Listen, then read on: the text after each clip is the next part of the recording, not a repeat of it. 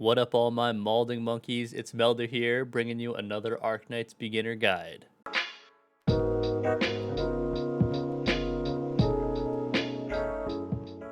Okay, guys, so today's video is going to be about trust in Arknights. I'm going to be talking about what trust is and what it does. I'm going to be talking about how to raise the trust of your operators efficiently and consistently. And I'm also going to be mentioning a few different trust farming MVPs for the game. So what exactly is trust and how does it work? To put it simply, trust is a gauge that each character has, and it goes from 0% to 200%. Along the way, based on the percentage gained, the character will gain bonus stats, maxing out at 100%. An example of this is my bagpipe here. She is currently at 200% trust, and if I click on the trust bar, you can see the amount of stats that she gains, which is 85 attack. And you can see here with my Auk, who's only at 23% trust, gains 66 HP and 11 attack. If my Auk was at 100 trust, he would be gaining much more stats. You guys are probably wondering, why the heck would I ever bother bringing my characters to 200% trust if I only get the stat bonus at 100%?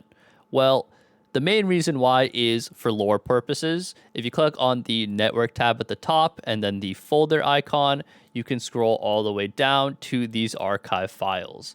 Each one of these archive files is unlocked when you reach a certain threshold of trust built, and this gives a lot of awesome information and lore about the specific character that you are building. Although I do read the archive files of characters I really care about, most of the time I'm just a completionist and I want to fill that beautiful little trust bar all the way to max. Okay, so now that I've given a pretty basic rundown of what trust is, let's go and talk about how to gain trust. Now, there are two primary ways to gain trust consistently and effectively.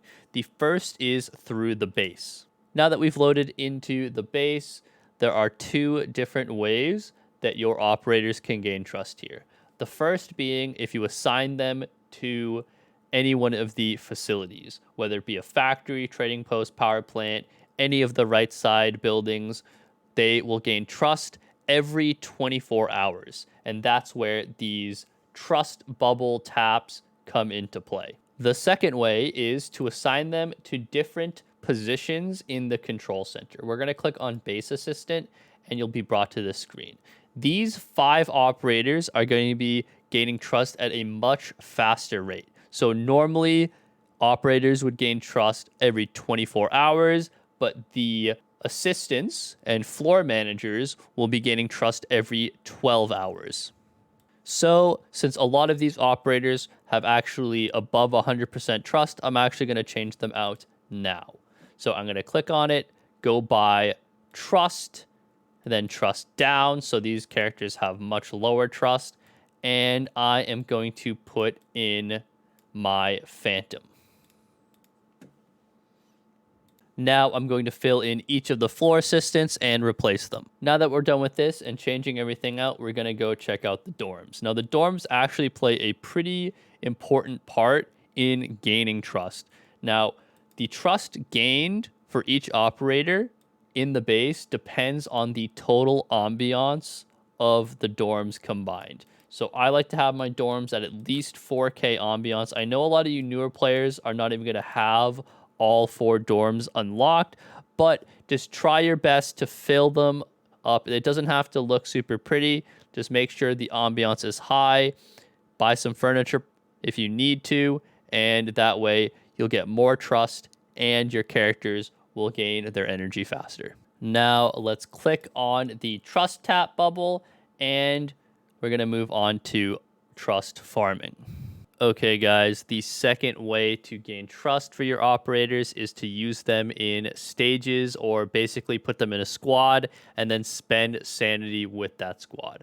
You do not need to put or deploy the operators on the battlefield in order for them to gain trust. They just have to be present within that squad.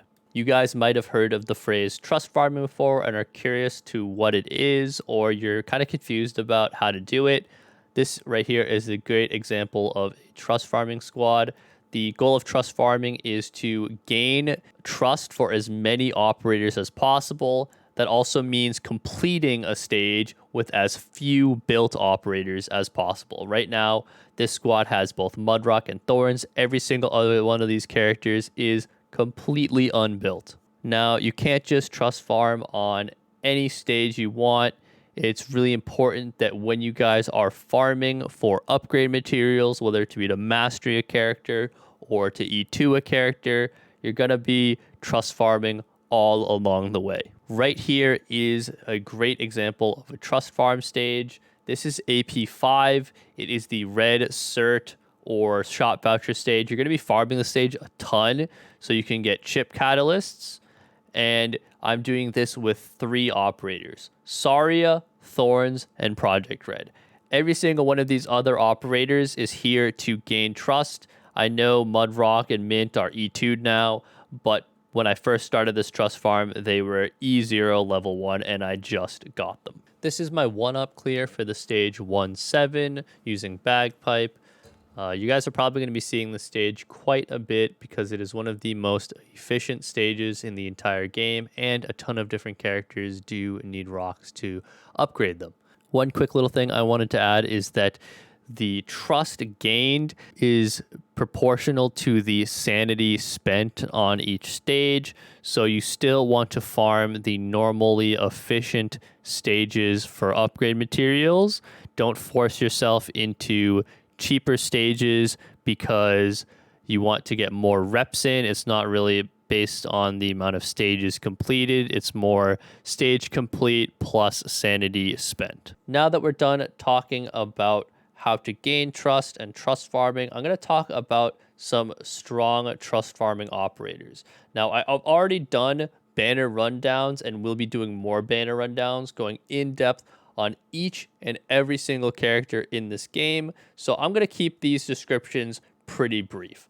The first character I'm going to start with is Saria. Now, Saria is a healing defender, and it makes her an ideal candidate to do trust farming. The reason being, she can block ground units and defend while also filling the healer role and healing your DPS characters. The second character is going to be the AoE guard Blaze. Blaze is great because she can not only block 3 like a defender, she can also hit 3 characters at the same time if she is E2'd. So she does really great cleave damage. Her S2 is infinite duration, so she's just cleaving the entire stage and doing tons of damage while also being pretty survivable as well. The third and probably the strongest trust farming character is going to be the 6-star ranged guard Thorns. Now, Thorns is so good at trust farming because he can basically do everything. Being a ranged guard, he can hit air units like drones, and drones are really obnoxious to play against for trust farming stages.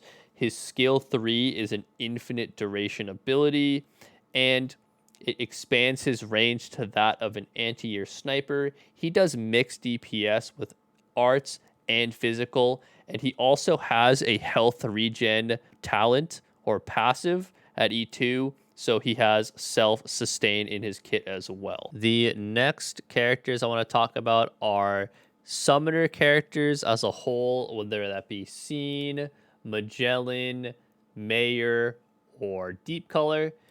Summoners are really great for trust farming because they can cover a variety of different roles all into one character.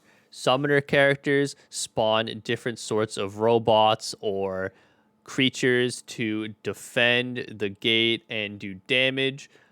They can cover multiple different lanes and aren't constrained by the low operator count that trust farming needs. The last thing I want to say is don't stress too much about trust farming or coming up with really efficient trust farm stages. This isn't something that is super necessary to rush. You can do this over time and passively gain up your trust without any issues. And if you want to be efficient, you can, but you don't have to be. And that's the great thing about that. But hopefully this video helped you guys out, and thank you so much for all the support. I really do appreciate it. You guys have been really awesome. If you have any questions, leave them in the comments below, or don't be afraid to stop by the Twitch stream. I try to stream at least 3 times a week, so I would love to sit and chat with you guys there as well. Once again, thank you so much. Hopefully you all have a great week, and peace out.